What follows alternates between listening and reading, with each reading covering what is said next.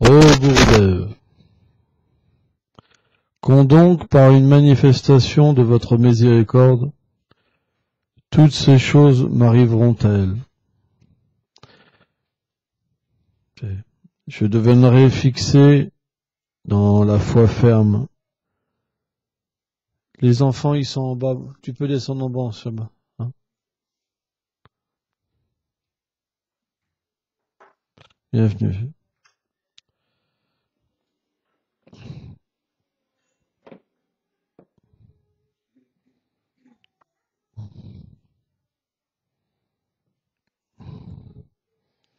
Donc la classe, ça commence à 9h.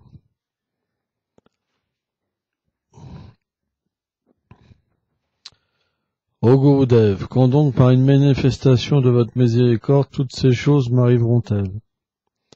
Je deviendrai fixé dans la foi ferme, que les divertissements du Seigneur Gauranga sont une réalité éternelle. Chantant Hari Hari, j'errerai à travers les bosquets de Godrumwip, empli de l'espoir de pouvoir apercevoir ces divertissements. Les 5 personnalités, Nitai, Gauranga, Advaita, Shrivas et Gadadhar, inonderont l'univers entier avec le nectar du Saint-Nom de Shri Krishna, en accomplissant un immense Mahasankirtan. Avec mes propres oreilles, j'entendrai le son de la danse enjouée et du rythme des Mridangam.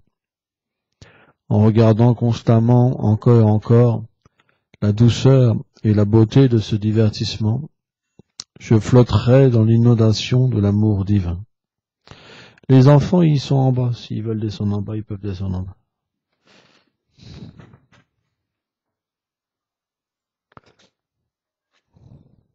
Chacun à sa place. Les grands, ils peuvent écouter, les enfants, ils peuvent jouer.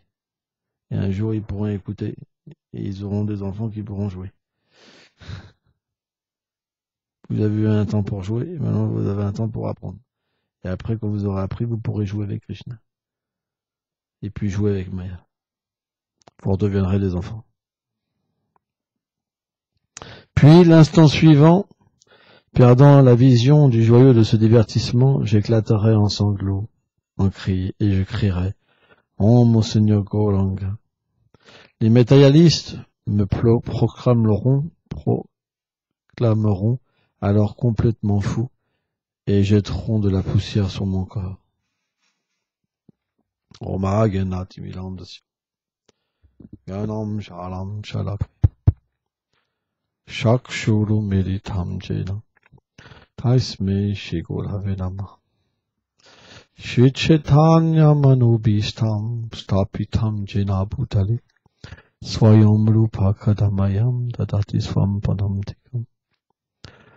Vandehom Shri Guru Shri Yukta Padakamalam Shri Gurum Vaishnavam Shri Rupam Saglajatam Sahagaham Lagunatam Vitam Tam Sajna Sadvaitam Savadvutam Parijana Saitam Krishna Chaitanya Devam Shri Radha Krishna Pada Sahagana Lalita Shri Vishakam Vitamsha Namam Vishnu Padaya Gauranga Prestaya Rupini Shri Bhakti Vibhudaya Bevarete Namini Namam Vishnu Padaya Gola Plestaya Bhutali, Shrimad Bhakti Pramodaya Puri Goswami Namini. Namam Vishnu Padaya Krishna Plestaya Bhutali, Shrimate Bhakti Vedanta Swamiti Namini. Namam Vishnu Padaya Krishna Plestaya Bhutali, Shrimate Bhakti Rashaka Shiladev Goswamiti Namini. Namam Vishnu Padaya Krishna Plestaya Bhutali, Shrimate Bhakti Silanta Sarasvati Namini. Shivarshabhana Videhi Vidahitaya Kripabdaye Krishna Sambandha Vigyana Daine Prabhave Namaha Ajushvala Premadya Shirupaduga Bhaktida Shigola Karuna Shakti Vegayana Mustute Namaste Gola Vani Shibultaye Dilataline Lupaduga Viruda Pasidanta Vantahari Shai Shibam Madhvabudya Sarasvatam. Donc, dans ce chant à la gloire de Gurudev, Srila Bhaktivinoda Thakur encore revient sur le fait de recevoir la miséricorde d'un Vaishnava. Prahlad Maharaj, il explique, dans le Srimad Bhagavatam, dans le 5e chant, c'est expliqué que personne n'a pu atteindre ce plan, cette révélation intérieure, car Krishna est dans le cœur.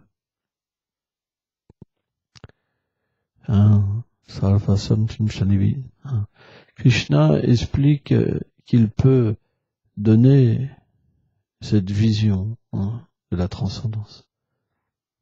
Il peut révéler. Parce que finalement, c'est lui qui permet de voir en ce moment ce qu'on voit.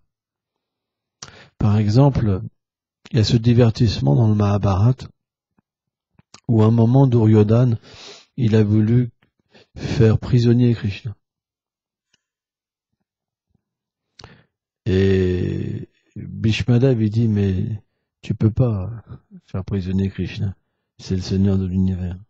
Et Duryodhana, il dit, non, je vais faire prisonnier Krishna. Ça, c'est l'illusion. Je suis le maître. Je suis plus fort que Krishna. On est tous dans cette situation ensemble. Parce que Krishna est dans notre cœur. Et en ce moment, on a cette mentalité. C'est pour ça qu'il apparaît pas. Vous trompez pas, hein. C'est juste pour ça qu'on n'est pas un pur dévot. Hein, on est supérieur à Krishna. On souffre, donc on prend refuge. Mais il y a un sentiment tellement d'orgueil que Krishna reste caché. Il est là, dans le cœur même de l'âme. Et donc Duryodhana, dans sa folie, il a voulu attacher Krishna. Mais qu'est-ce qu'il a vu? Il a vu des milliers de têtes, il a mis des milliers de bras, des milliers de jambes, il ne savait plus qui attacher. Parce que le Seigneur était limité. Hein? Donc il a manifesté sa forme universelle. Mais Duryodhana ne pouvait pas comprendre que Krishna avait manifesté la forme universelle. Il ne pouvait pas comprendre. Il était pris dans l'énergie de Krishna. Hein? Plus l'énergie externe, explique Vishvacharya Thakur. Hein? Et à ce moment-là, Bhishmadev, tous les êtres qui étaient dans cet endroit-là, ils ont vu la forme universelle. Donc ils ont commencé à prier, offrir des prières. Les demi-dieux sont apparus pour offrir des prières. Et Dhritarashtra, qui était aveugle, qui est né aveugle, il a senti qu'il se passait quelque chose d'extraordinaire. Mais vraiment, il a senti. Et il s'est mis à désirer intensément voir. Et Krishna lui a permis, pendant quelques instants, de voir. Et après, il est redevenu aveugle. Et il a pu voir aussi la forme transcendantale. Donc, pourquoi Srila Bhaktivinoda Thakur prie Gurudev? Parce que le principe de gourou, c'est pas un principe... j'ai rencontré un disciple de Sridhar Maharaj qui m'expliquait que Sridhar Maharaj expliquait que le gourou est un tattva spécial. Quand quelqu'un devient un gourou, en fait, il change de vérité. Il devient l'instrument de Krishna. Il devient gourou tattva, l'instrument de Krishna. Et Krishna, il est présent dans notre vie à travers le maître spirituel. Par exemple, si le gourou est pas là, qu'est-ce qu'on fait pour Krishna? Est-ce qu'on a la qualification à notre niveau d'offrir un service à Krishna? C'est un sacré orgueil de vouloir dire ça, comprenez? Parce qu'il faut une sacrée qualification. Il faut être un associé du Seigneur. Et il faut être dans une sacrée illusion pour penser qu'on est un associé du Seigneur.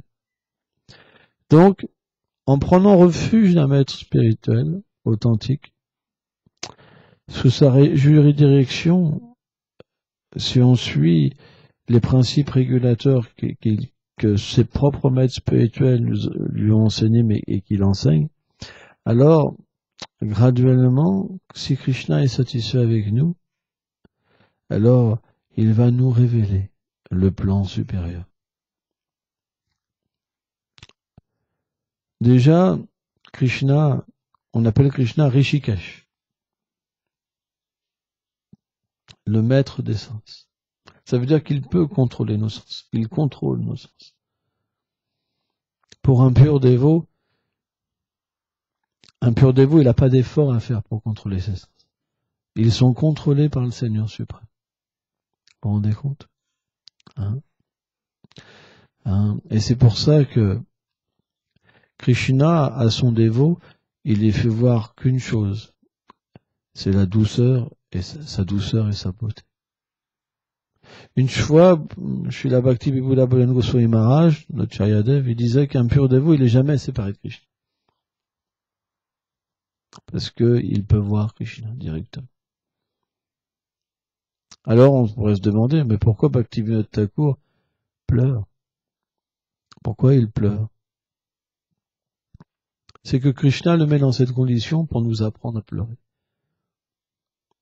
Et la première condition essentielle pour que quelque chose de supérieur nous soit révélé, c'est le principe du refuge. Sans refuge, il n'y a que l'illusion. L'illusion, ça veut dire on accepte Dieu pour atteindre le paradis ou la libération. Et c'est juste une forme d'illusion. C'est juste une tromperie d'énergie matérielle. Encore. Les âmes conditionnées veulent du plaisir. Les âmes conditionnées veulent sortir de la souffrance. Mais pas un pur dévot. Un pur dévot, il a plus ses problèmes de vouloir du bonheur ou sortir de la souffrance. Parce qu'il comprend que le bonheur et la souffrance sont deux états illusoires. Que l'énergie matérielle donne à l'être vivant, elle influence l'être vivant. Parce que l'être vivant, il veut être indépendant du Seigneur suprême. Donc qu'est-ce que fait l'âme conditionnée ? Il cherche le bonheur. Donc il se dit, je suis un homme, je suis une femme, qu'est-ce qui pourra m'offrir le bonheur ? Un homme ou une femme, par exemple. C'est la première chose qui va venir. Puisque les sens demandent des rapports sexuels, par exemple. Le mental demande un refuge, quelqu'un à qui dévoiler son cœur, par exemple. Et puis, une fois qu'on a un mari et une femme, il y a encore une demande supplémentaire, parce que ça suffit pas. Il faut un enfant, 2 enfants, et ça suffit pas. Il faut une maison, et ça suffit pas. Il faut une bourse, ça suffit pas. Il faut des amis, ça suffit pas. Il faut des meubles, ça suffit pas. Ça suffit pas, ça suffit pas, ça suffit pas. Et on est pris dans une situation où on n'a même plus le temps de penser, même plus le temps d'avoir un brin de tranquillité, mais c'est une réalité, Et on est emporté dedans. C'est ce qu'on appelle, en fait, l'illusion matérielle.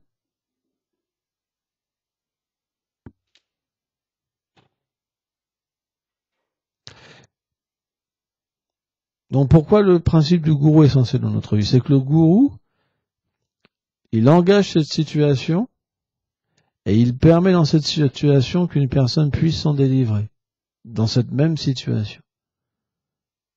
Ça veut dire que au départ, l'être dans l'illusion, il pense ça merveilleux. Bien qu'il souffre, il pense c'est merveilleux.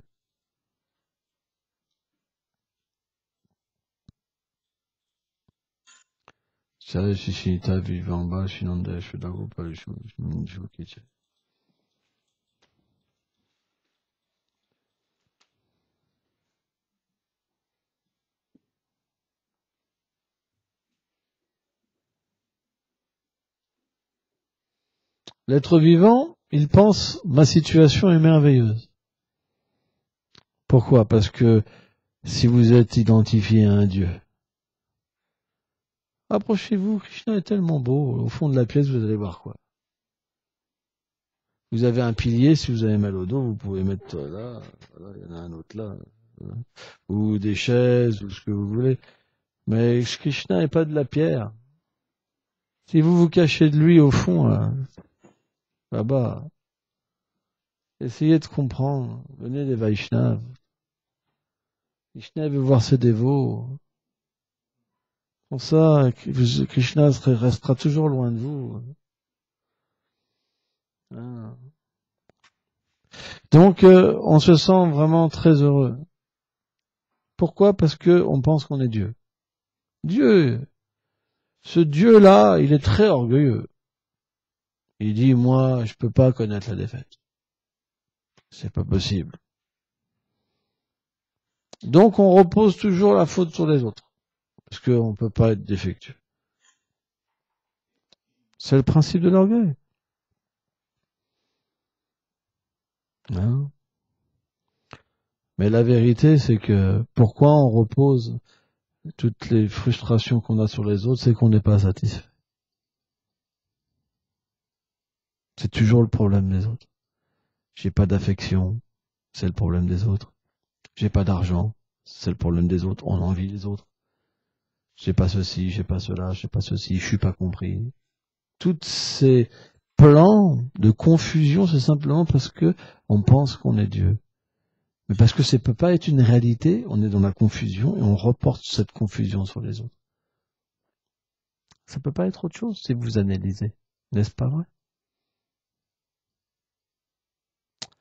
Donc, le maître spirituel, qu'est-ce qu'il donne? Il donne la solution. Il dit, oh Baba, t'es un serviteur, apprends déjà à regarder la déité, déjà. T'es tellement pauvre top que tu peux même pas regarder Krishna. Tu peux même pas apprécier sa beauté. Donc, redescends un peu. Redescends. Donc, le travail du maître spirituel, c'est de nous faire prendre conscience de notre situation et d'accepter une autre situation qui va nous permettre, au lieu que ça soit un samsara, notre vie simplement une illusion, et un tourbillon qui fait que pendant toute une vie, on va devoir travailler et souffrir pour rien, pour renaître même comme un animal.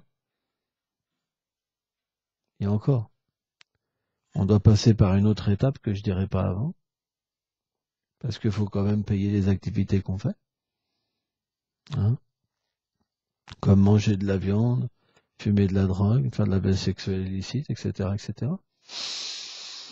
Et donc, le maître spirituel, il nous permet d'augmenter notre conscience. Il nous connecte au service divin. Et là, il nous fait prendre conscience. On peut comprendre que notre situation n'est pas parfaite. On peut travailler sur nous-mêmes. Mais dès qu'on quitte le refuge du gourou, on revient dans l'illusion. Qu'est-ce que c'est l'illusion? C'est qu'on veut plus glorifier Krishna. On veut plus chanter son nom. On n'a pas de plaisir à servir. On veut de nouveau être un maître.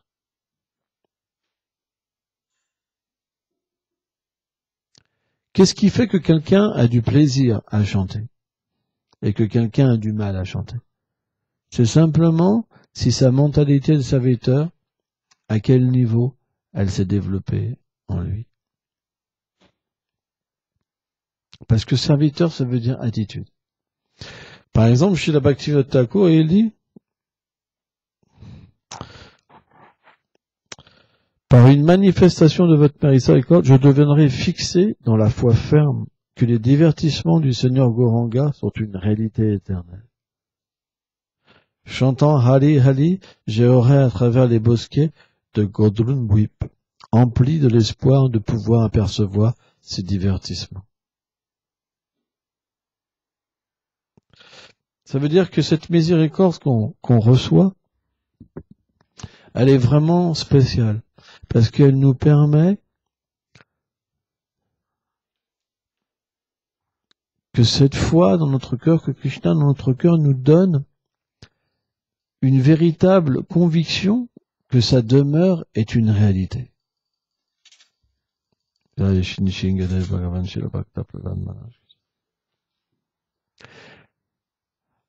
Avant, quand on est des maîtres, on pense que ce monde matériel est tangible, vraiment tangible, qui va nous apporter un bonheur, et qu'on se bat pour ce bonheur, pour l'obtenir. Mais ce bonheur-là, il nous échappe tout le temps. On a beau avoir une femme, on a beau avoir des enfants, il manquera toujours quelque chose. Il nous échappe. Et il nous échappe toute la vie. Vous pouvez voir votre père, votre mère, vous pouvez poser des questions, les observer. Alors, comment ça se passe? Full bliss? Non? Vous comprenez? Mais, par la miséricorde d'un maître spirituel, si vraiment on établit un esprit de service. Service, c'est être plus petit. Service, serviteur, ça veut dire qu'on comprend que du maître, on va obtenir quelque chose de supérieur. On sera protégé, on sera nourri. Et automatiquement, Krishna qui est dans le cœur, quand le disciple il a foi dans son maître spirituel, alors il commence à lui révéler ce qu'on appelle le sambandhaga, la compréhension, le sentiment que son monde à lui, il est tangible. Il y a un sentiment qui vient dans le cœur, en fait, du disciple, où le disciple, il y a la foi qui s'établit. Mais c'est pas une foi juste sentimentale, vous savez, ou par exemple, comme un enfant, il a besoin d'imaginaire. Il peut pas vivre sans imaginaire, parce que cette réalité est pas belle. Les gens, les grands aussi, vivent dans l'imaginaire à travers la télévision. Par exemple, pourquoi les gens aiment la télévision? C'est quand on allume la télévision, on imagine des choses, on imagine un monde merveilleux à travers des films, des sentiments, etc. Il y a tout un imaginaire qui vient. C'est pour ça qu'on adore la télé, parce qu'on vit dans l'imaginaire de trouver quelque chose de supérieur, de ceci, de cela, de ceci, de cela. Mais quand on voit que la réalité, c'est dur. C'est hyper dur de voir la réalité de ce monde.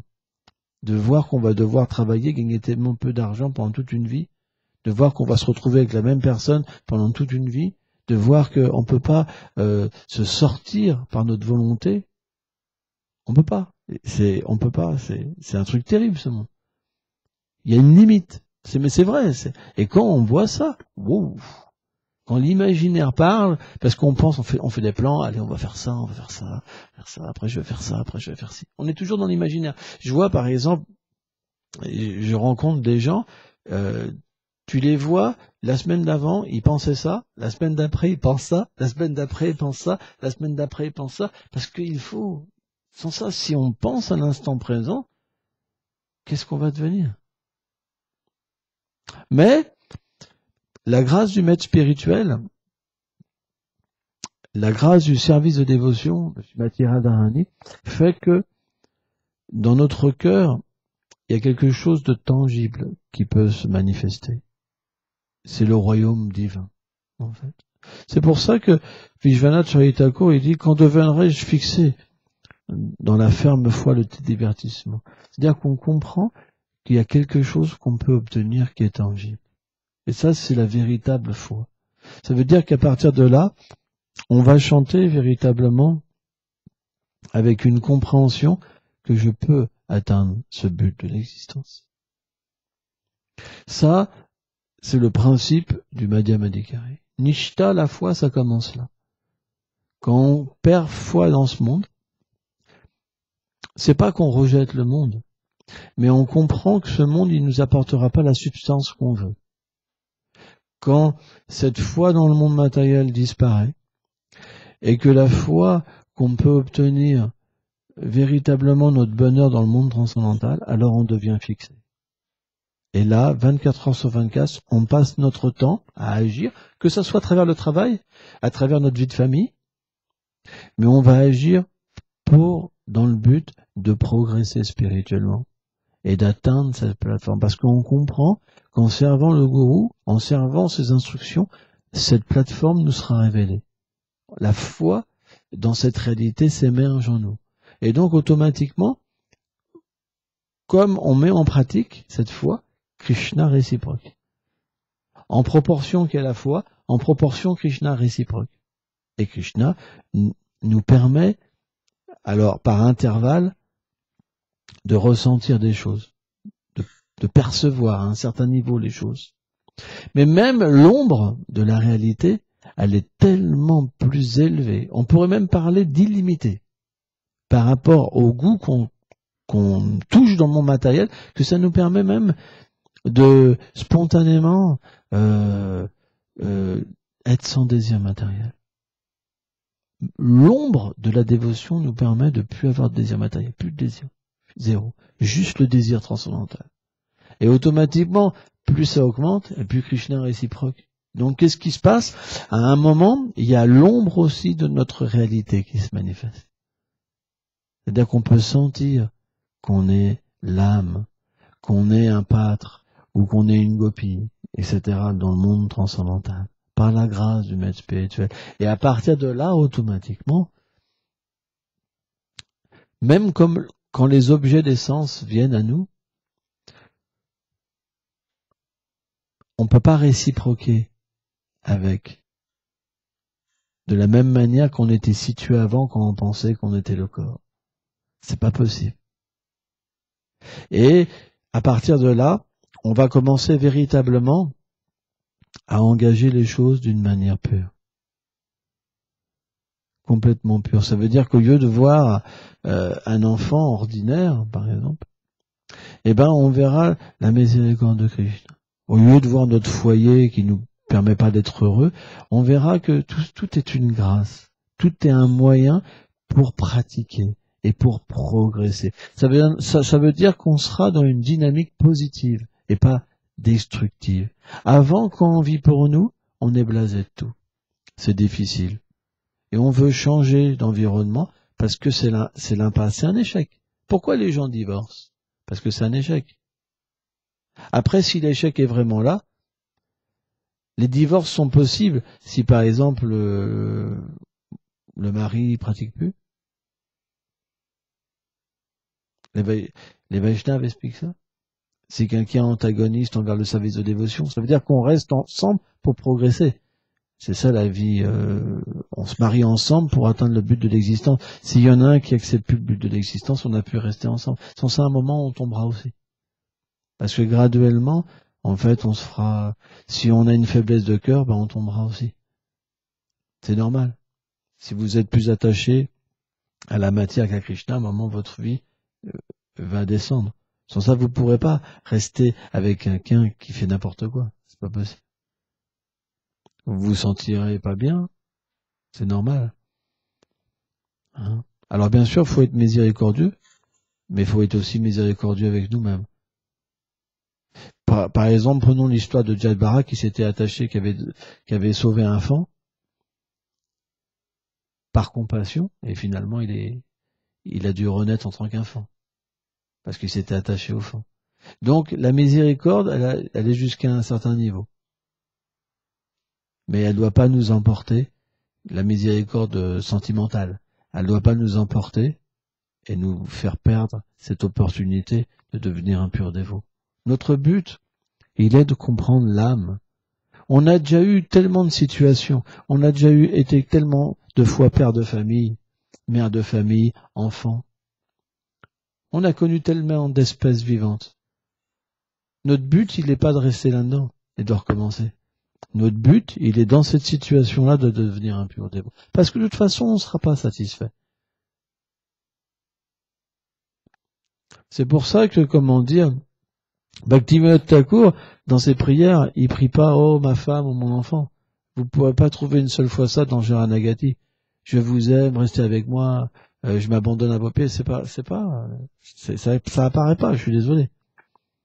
Qu'est-ce que Bhaktivinoda Thakur nous enseigne? Il nous enseigne qu'à partir d'aujourd'hui, en fait, ma femme est devenue un serviteur du Seigneur. Que je suis un serviteur du Seigneur. Parce que ce Seigneur-là, il habite dans mon cœur.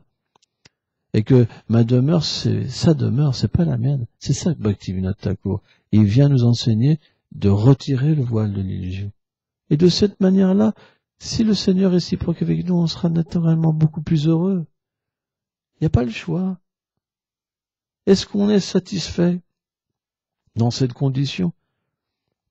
Bien sûr, si vous prenez une personne qui est complètement dans l'ignorance, imbibée d'alcool, et qui dit « Ouais, moi j'ai pas besoin de Dieu, ni Dieu d'y mettre ».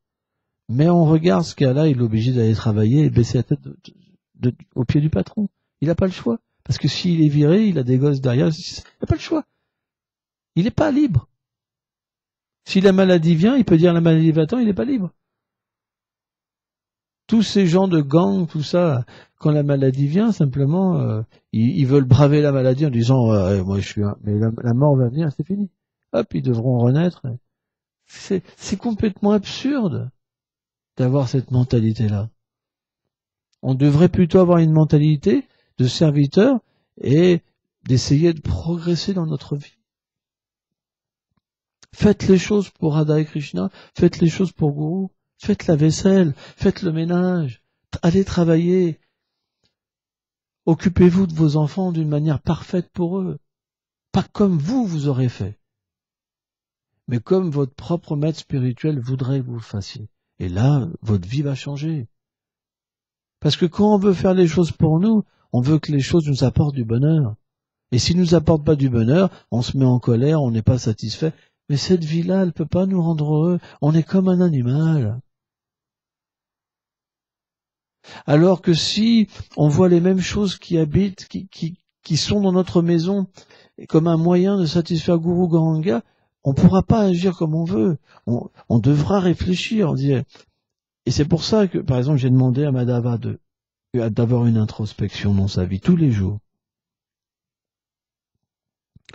C'est qu'il devrait se penser, est-ce que j'aurais dû agir comme ça? Est-ce que quand j'ai agi comme ça, c'était vraiment pour moi ou pour le plaisir de Guru Gauranga? Et automatiquement, l'intelligence viendra. Et plus on rectifiera notre vie, et plus on devra la rectifier, et à un moment le goût vient, le goût supérieur va venir, la vision divine va venir, et là on se dira, waouh, grâce à ma femme, grâce à mon enfant, maintenant je peux obtenir, parce que tout est la grâce du Seigneur suprême. Le Seigneur suprême n'est pas quelqu'un qui divise, qui enlève les choses, mais qui harmonise et qui rend les choses plus belles. C'est parce qu'on n'essaye pas. Mais servir Guru Gauranga, ça veut dire changer d'attitude et de se poser la question, est-ce que si mon Gurudev, alors bien sûr, il faut avoir une relation dans son cœur. Si on pense notre gourou c'est notre pote, ça marche pas. On va être avec des Santiago, la porte de la maison, au lieu que ça soit la maison du temple, on va mettre un coup de botte dedans. Hey Gurudev, t'as la pêche? Donc là c'est sûr ça marche pas. Vous comprenez? Alors Bobonne, t'as fait la vaisselle? Allez, viens me masser les pieds, là, j'ai travaillé toute la journée, là. Gurudev, il sera content. Vous comprenez? Si vous avez la vision du gourou comme ça, c'est rapport, ça. Mais si vous avez une vision plus interne, comme Bhaktivinoda Thakur, l'importance d'étudier les chants de Bhaktivinoda Thakur en chantant, pour que ça vienne en nous, alors on va commencer à avoir une vision différente. On va voir le maître spirituel d'une manière interne et pas ce qu'il veut percevoir à l'extérieur. Parce que en fait, un Vaishnav, il peut faire percevoir beaucoup de choses à l'extérieur pour la prédication. Mais c'est pas forcément son intérieur. Comme il peut faire percevoir beaucoup de choses transcendantales, spirituelles pour attirer les gens à la conscience de Krishna. Il y a plein de façons de voir les choses. Par exemple, Bhaktivinoda Thakur, il était un juge. Si vous voyez les photos, les looks de Bhaktivinoda Thakur avec des chapeaux, tout ça, vous êtes nouveau, vous dites, oh, les looks, c'est étrange, quoi. Vous pouvez vous dire, c'est quand même, il faut avoir la vision, quoi. Tu vois. Et pourtant, Bhaktivinoda Thakur, ça n'associe la Lila Saki. Donc le point, c'est qu'il faut établir une vision interne. Qu'est-ce que c'est le gourou? Pourquoi j'ai été initié? Quelle est ma relation avec lui? Ma relation. Et automatiquement, cette méditation, Krishna donnera une petite vision au début. Et si on a une considération, alors, si on a une introspection comme Madhava, on pourrait se dire, oh, est-ce que là, quand j'ai parlé comme ça, est-ce que j'aurais fait cette chose-là s'il était là? Parce que si on ne considère pas le gourou comme un cow-boy, alors on pourra pas faire les mêmes choses s'il est là. Si on fait les mêmes choses, c'est qu'on se considère qu'il est un être ordinaire. À ce moment-là, on est déchu. Mais si on considère qu'il n'est pas un être ordinaire, à ce moment-là, s'il est là, on ne peut pas agir pareil. Or, dans notre maison, on ne devrait jamais agir indépendamment et automatiquement une introspection devrait être là. Je dis d'accord, je suis rentré, j'ai mis un coup de Santiago dans la porte. J'ai dit, Bobonne, est-ce que la vaisselle est faite? Je dis, oulala, je dis, mince, je me suis encore planté aujourd'hui. Je suis pas rentré de la bonne manière et je me suis pas adressé au serviteur du Seigneur de la bonne manière. Il est jamais trop tard pour avoir une introspection. Et automatiquement, personne nous a vus quand même, toi. Mystiquement, ça s'est pas vu. On ressort, on entre gentiment dans la maison du Seigneur. Et quand on voit notre femme, on voit une servante du Seigneur engagée dans la maison du Seigneur, dans le temple du Seigneur. Automatiquement, qu'est-ce qui se passera? Notre vision sera différente. On aura une approche avec de l'humilité, avec de la beauté, avec de la douceur, pas avec de l'exploitation, parce que tout est pour nous. Ça peut pas être ça. Et automatiquement, si ce sentiment est là, le Seigneur alors pourra se révéler dans la petite maison qu'est le corps. Si dans la grande maison vous avez ce sentiment-là, dans cette maison, la grande, vous habitez avec votre femme, vos enfants, etc., alors si le sentiment est bon, l'attitude est bonne, alors Krishna se révélera dans la petite maison. C'est comme ça se passe. Et là vous serez, oh là, les larmes couleront de vos yeux et la bhakti, la dévotion va venir. Mais déjà c'est la grande maison. C'est pour ça que Krishna vient en tant que le temple. Et Krishna se manifeste chez nous. On cuisine pour lui, etc. Donc il faut de la dévotion. Et quand on fait toutes ces choses pour lui, à un moment, alors par récompense, il fait voir qu'il est là. Et automatiquement, quand Krishna fait voir qu'il est là, c'est pas simplement qu'on le voit comme un petit bonhomme dans notre cœur, bim, oh mince, il est là. Ça c'est Paramatma. Et on voit qu'on est là. Non, c'est qu'il nous permet de voir le monde transcendantal. Il nous permet de voir sa beauté, de voir notre propre beauté. Et d'accomplir en fait notre service éternel. Il y a différentes réalisations selon les voies que les êtres prennent. Donc, notre base, elle est dans la bonne compréhension. Si on fait comme ça, on progressera. Premièrement,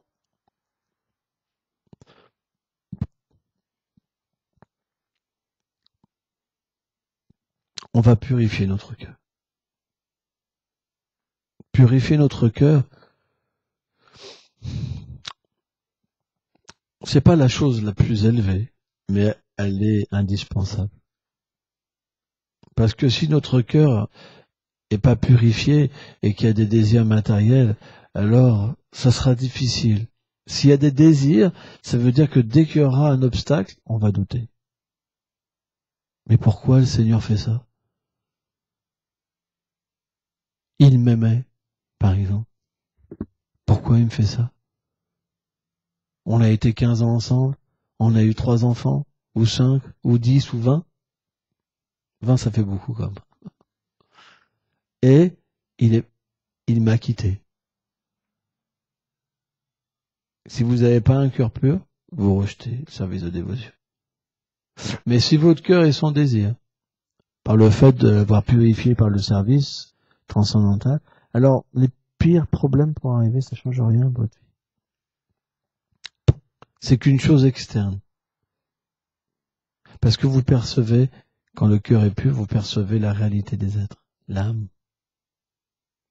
La vision, en fait, apparaît dans l'intelligence, le mental, dans un premier temps.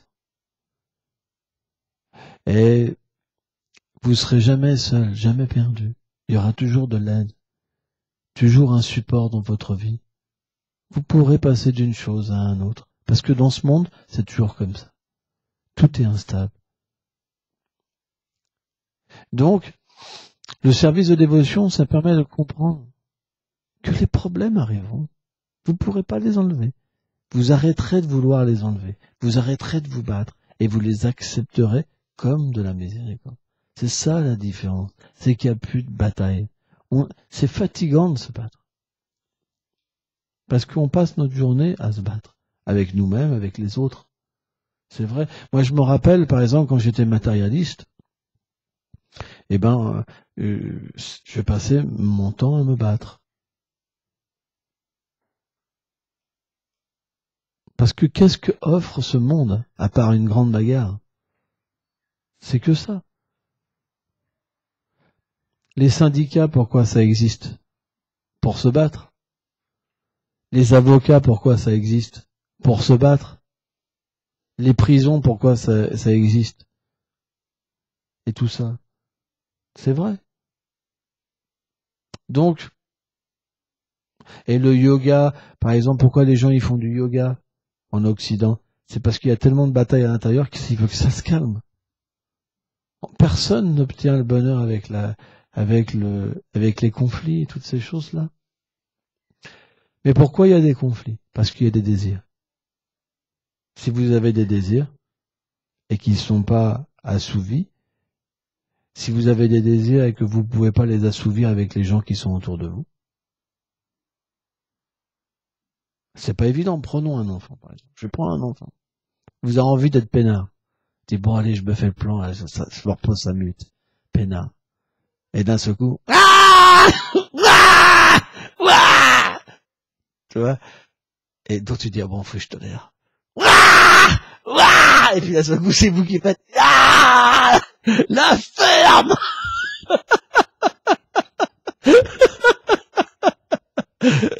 C'est vrai.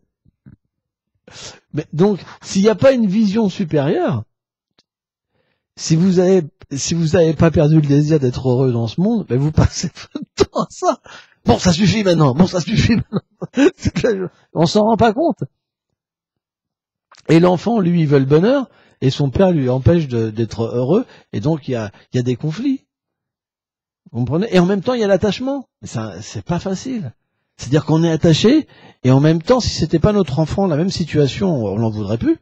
Mais il y a l'attachement qui fait qu'on est obligé de continuer, etc. C'est pas évident, ce monde. C'est pas facile. Non, mais c'est vrai. Imaginez-vous que cet enfant, ce serait pas le vôtre. Est-ce que vous supporterez, par exemple, c'est pas possible. Sauf si vous êtes payé. Madame, par exemple, il est payé pour s'occuper des gamins, par exemple.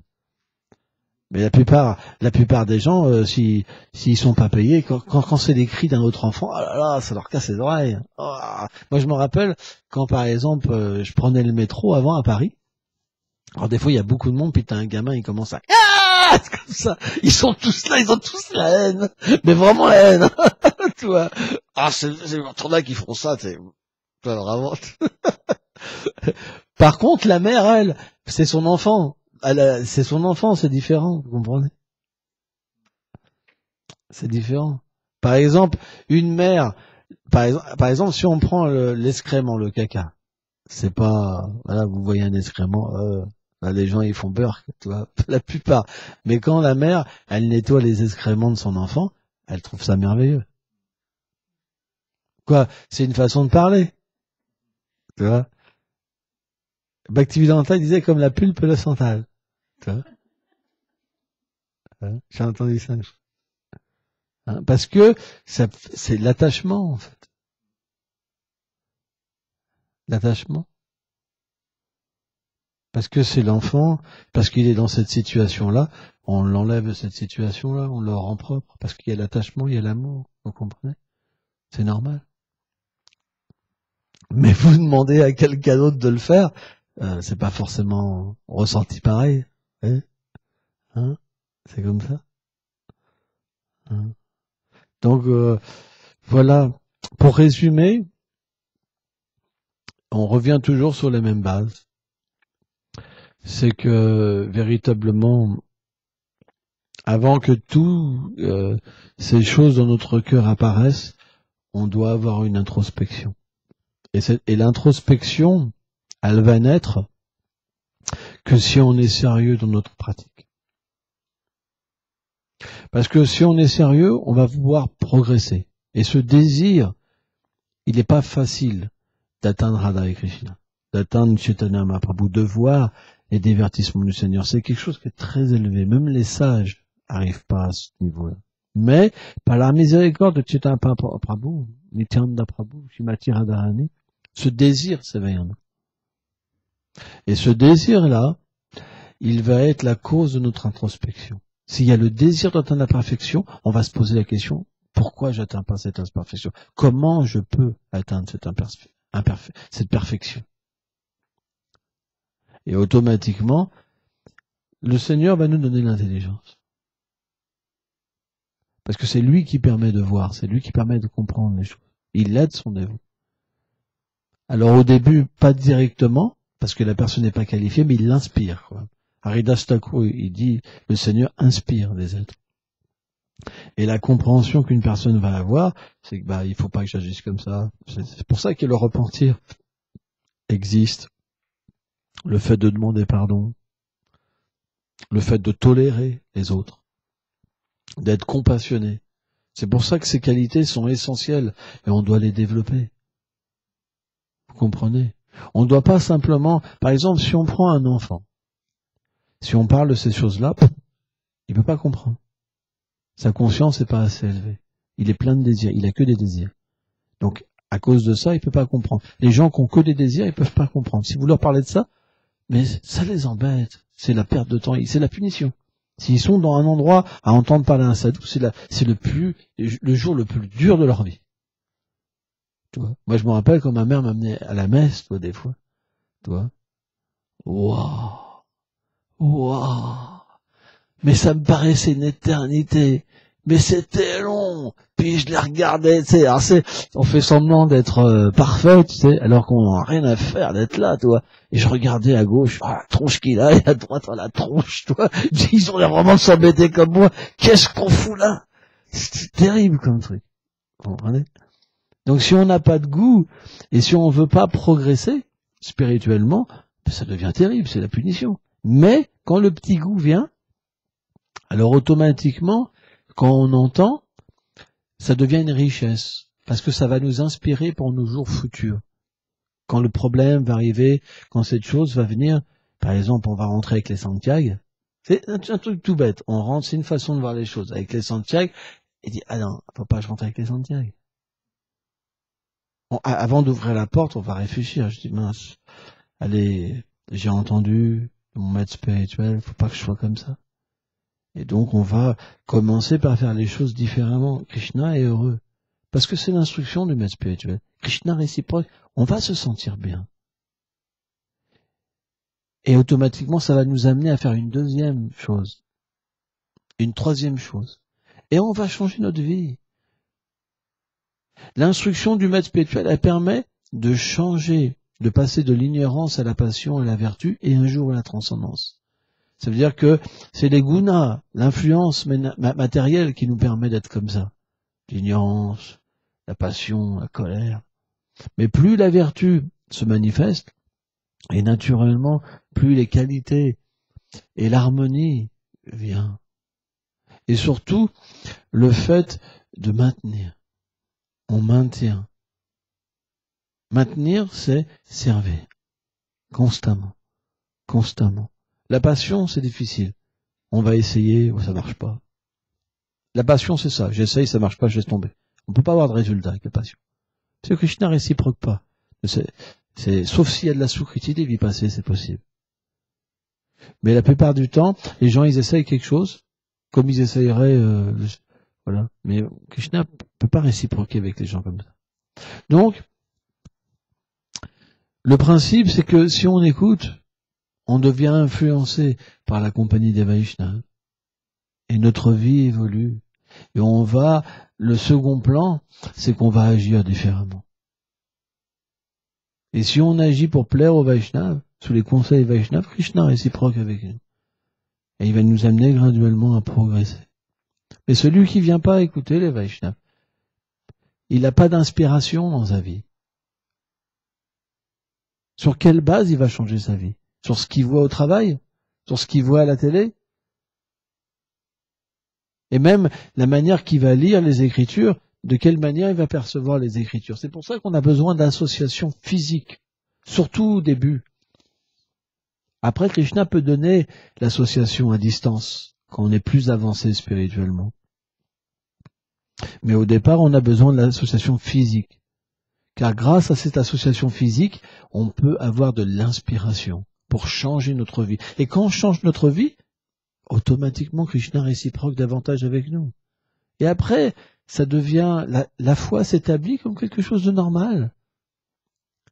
On pense même pas qu'on est un religieux, on pense même pas, c'est normal, on vit proche de l'âme, et moins avec l'identification avec le corps.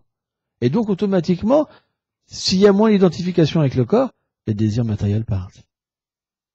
Les désirs matériels ne peuvent pas partir si on est identifié au corps. Mais si on est identifié à l'âme, aux instructions du Seigneur suprême, aux instructions du maître spirituel, alors les désirs matériels partent. Et à un moment, on se dira, mince, pourquoi je suis dans cette situation? Et on réalisera que c'est pas le Seigneur qui nous a mis dans cette situation, mais c'est nous qui avons désiré cette situation, c'est nous qui l'avons construit. Et après, on aura un deuxième éclaircissement, que c'est pas un problème. On peut maintenant engager des choses pour lui et purifier notre existence. Donc la cessation des désirs matériels, ça vient naturellement avec le fait d'engager notre environnement. C'est la même chose. Une fois qu'on comprend que tout ça, c'est la somme de nos désirs, que c'est nous qui avons construit cet environnement, c'est pas le Seigneur qui nous l'a donné, c'est nous qui nous sommes mis avec une personne, qui avons fait un enfant, qui avons fait des enfants, c'est pas lui, je suis désolé. Hein. Et là, automatiquement, qu'est-ce qui va se passer?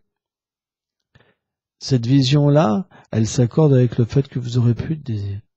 Et là, vous pourrez tout engager et développer des désirs spirituels. Dans un premier temps, ça se passe encore avec le corps, mais on s'identifie plus comme un rocker, comme un PDG d'entreprise, mais comme un dévot du Seigneur.